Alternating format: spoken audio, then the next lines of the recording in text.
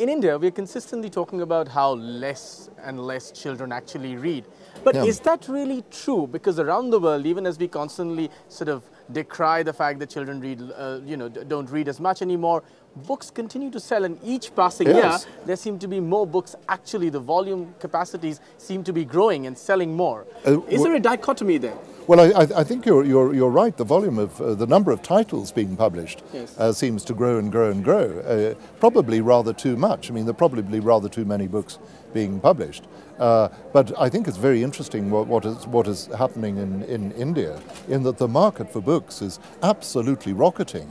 I was talking to Willie Dalrymple a few moments ago, and he said that his wonderful new book, 9 Lives, had sold 50,000 hardback copies in India, which is really, really good. And he won't get those sort of sales elsewhere in other countries.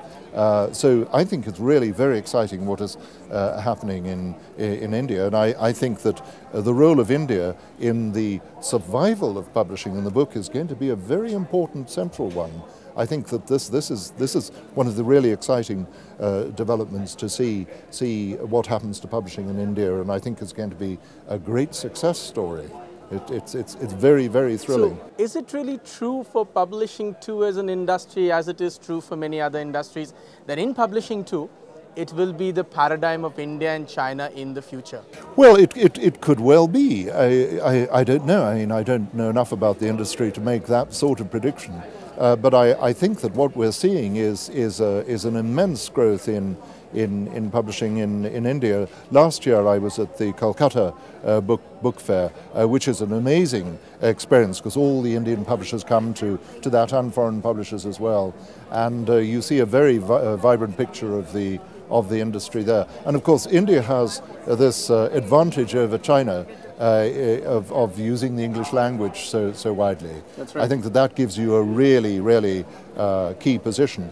And it's also it's very encouraging to see the English language being used so well as it is in India.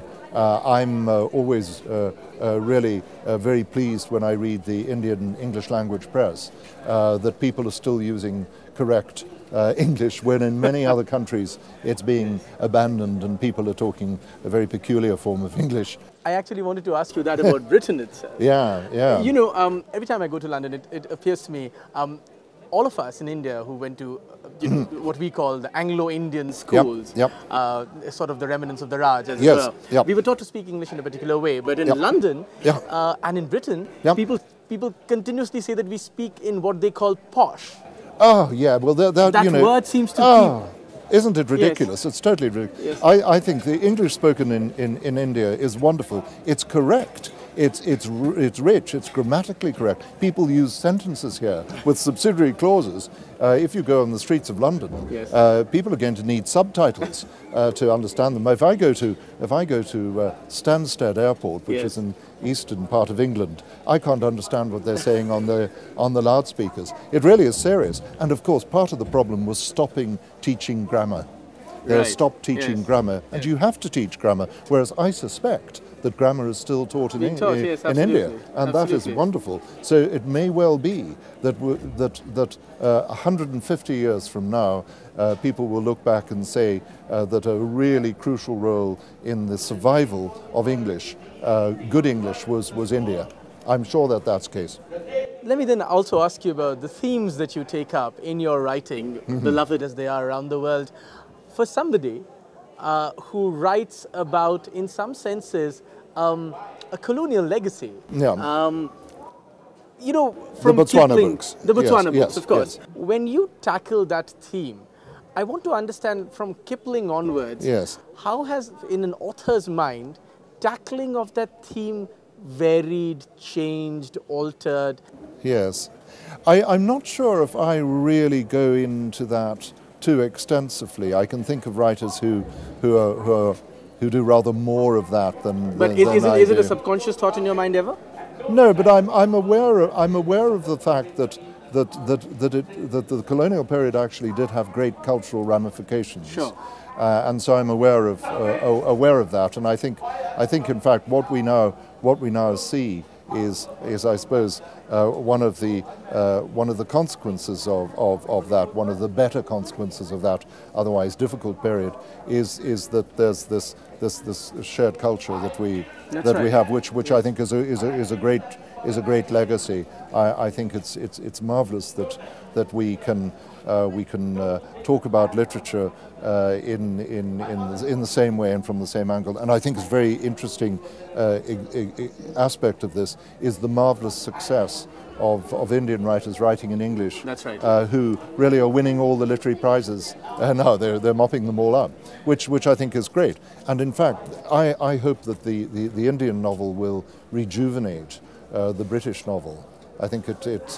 Is that the injection you think will happen in the future? Well, I think the people are reading these books by Indian writers writing in English, yes. And the books are about something really rather exciting, and there's wonderful development of character. Sure. Things are happening. Whereas sometimes, if you read the prize-winning novels, domestic prize-winning novels, you really feel that it's all a bit, it's not terribly exciting. Whereas these vivid, marvelous books are, I think, really being terribly well received. Mind you, I would say that because I feel if you look at that tradition, going back to R.K. Narayan, I think R.K. Narayan really was the beginning of that. And Do you derive some inspiration? I'm a great fan of his, yes. And I think I couldn't have written those Botswana novels in the way in which I did write them had I not read a great deal of Narayan's work. The Malgudi novels, I think, were really wonderful little gems. And I wanted to ask that because when I read your Botswana novels and I read the Scotland novels, it seemed to me that so much, you could have been an Indian writer. Right. Oh, well, that's a great compliment. Because, the settings and the plots and the nuances and the sheer domesticity in some senses. The domestic world in a sense is lost in the European novel, isn't it? I think it certainly is lost in the French novel. In some senses lost in the British novel. Yes. But it continues in many ways in the Indian novel. Yes, it does. And in your novels, the sheer domesticity, the intricacies of that domesticity is charming. Well, I think it's that people want to read about that, because for many people that is their day-to-day life. That's right. And you can make major statements about humanity when you're talking about very, very local domestic things. That's right. Jane Austen did it. Sure. There was Barbara Pym was another writer who did that. So I think that tradition is still alive and well, and people still want to read about that. Around the periphery, everybody will all be very talking corporate language, and there'll all be accountants, etc. But there will still be some genuine publishers.